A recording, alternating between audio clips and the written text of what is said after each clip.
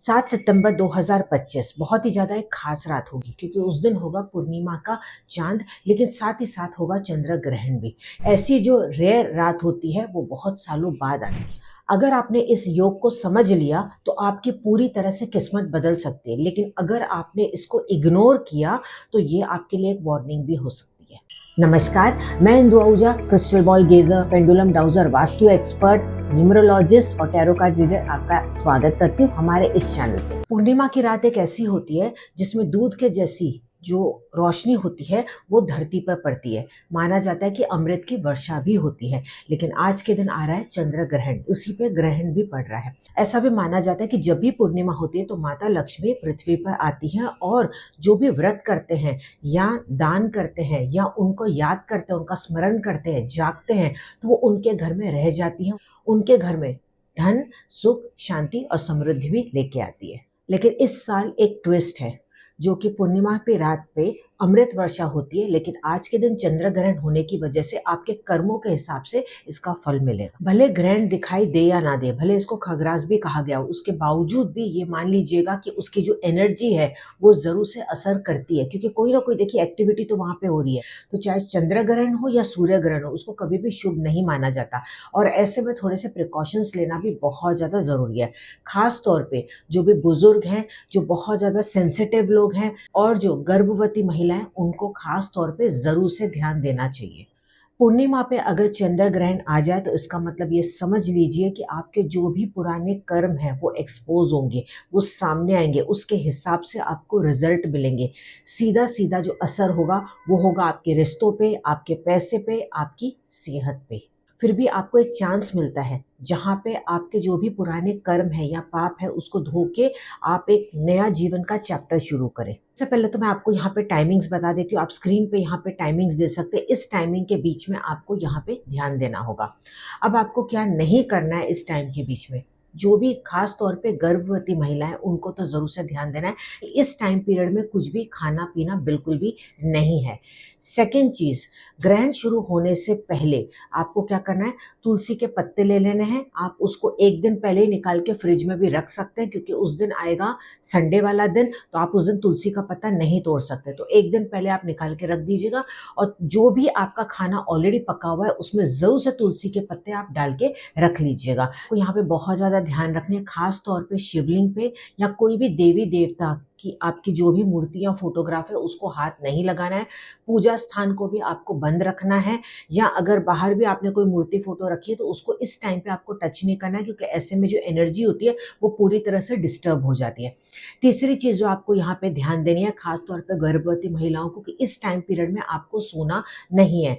आप क्या कर सकते हैं, सीधा लेट सकते हैं, लेकिन सोने के लिए आप ऐसे में अवॉइड ही करें तो ज्यादा बेहतर होगा। क्योंकि अगर आप ऐसा करते हैं तो ऐसे में पितृदोष भी लग सकता है। और उसी रात से मैं आपको बता दूं कि उसी रात से श्राद्ध की भी शुरुआत हो रही है। तो यहाँ पे बहुत सारे कॉम्बिनेशंस बन रहे हैं, तो थोड़ा सा ध्यान देने की जरूरत है। सबसे जो बेस्ट है, जो आपको बचा सकता है आपके बुरे कर्मों से या उसको कट करने के लिए, या जो भी आपके पास कर्मा से इस जन्म के कर्म है, तो ये जब टाइम पीरियड आता है तो जो ग्रहण का टाइम है उस टाइम पे एक मंत्र है स्पेसिफिक, जिसको आपको जरूर से करना चाहिए। और कहीं पे भी आप इसको बैठ के कर सकते हैं, जरूर नहीं कि आपको उस वक्त माला ही हाथ में लेनी है। ये होगा महामृत्युंजय का जाप। आप अगर इसको नहीं कर सकते तो आपको हमारे चैनल पे मिल जाएगा, आप चाहे तो ईयरफोन में लगा के भी इसको सुन सकते हैं। कंटिन्यू अगर इसका आप जाप करते हैं या इसको सुनते हैं और मन में माफी मांगते हैं ईश्वर से या देवी देवता जिनको भी आप मानते हैं, तो उससे आप अपने पुराने कर्मों से निजात पा सकते हैं। और जो भी आपके जीवन की ब्लॉकेजेस है वो आप देखेंगे कि रिमूव होती चली जा रही है।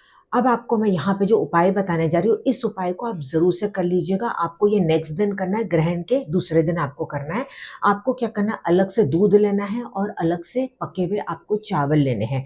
ये आप चाहें तो किसी भी गरीब को आप जाके दे सकते हैं, अलग अलग भी दे सकते हैं, आपके सेवा कर्मी को भी आप दे सकते हैं। दूसरा तरीका यह है कि सपोज आप ऐसा नहीं कर सकते तो आप मिक्स दोनों को कर सकते हैं, इसकी खीर बना सकते हैं, तो भी आप इसको बांट सकते हैं।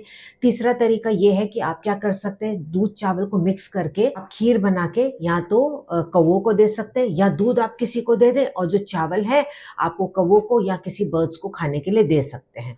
और जिनके लिए बिल्कुल पॉसिबल नहीं, क्योंकि कई बार मुझे ये भी मैसेज आते हैं कि हम तो बोर्डिंग में रहते हैं या हमारे लिए कुकिंग करना बिल्कुल पॉसिबल नहीं है, तो ऐसे में आप क्या कर सकते हैं, जो चावल होंगे वो आप कच्चे ले लीजिएगा, बाहर आप पक्षियों को दे दीजिएगा। और जो दूध होगा थोड़ा सा ही आपको लेना है दूध, और उसको आप या तो शिवलिंग पे चढ़ा दे या किसी भी पेड़ के नीचे या पौधे में आप इसको डाल दीजिएगा, चाहे घर के अंदर चाहे घर के बाहर।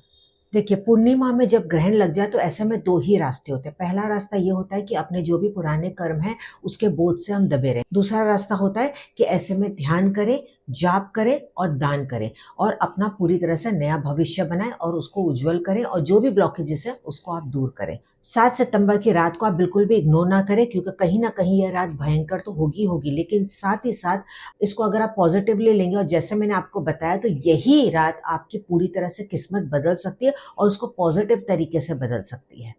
तो ऐसे में इस रात को आपको ये भी ध्यान देना है कि कुछ भी आप नेगेटिव शब्द ना बोले, जितना हो सके आप झगड़े से दूर रहे, आर्ग्यूमेंट से दूर रहे, क्योंकि ऐसे में भी जो भी आप चीज़ करेंगे वो मल्टीप्लाई होती चली जाएगी और सामने वाले को तो कुछ नहीं होगा, आप ही को ऐसे में तकलीफ बढ़ती चली जाएगी।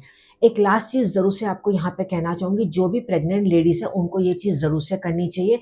आपको क्या करना है, एक श्रीफल या एक नारियल अपने पास में ज़रूर से रख देना है, और नेक्स्ट दिन आप किसी को बोल सकते हैं कि वो नारियल लेके जाके कहीं पे भी पेड़ के नीचे छोड़ दे।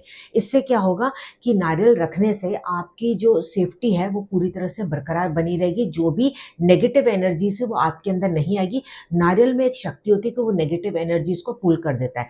इसके अलावा अगर कोई बीमार व्यक्ति है तो उनके पास में भी आप ये नारियल रख सकते हैं, ताकि वो पूरी तरह से सुरक्षित रहे और नेगेटिव एनर्जी उन पर बिल्कुल भी हावी नहीं हो पाए। तो ग्रहण के समय आपको मंत्र करना है और ग्रहण के बाद आपको दान करना है।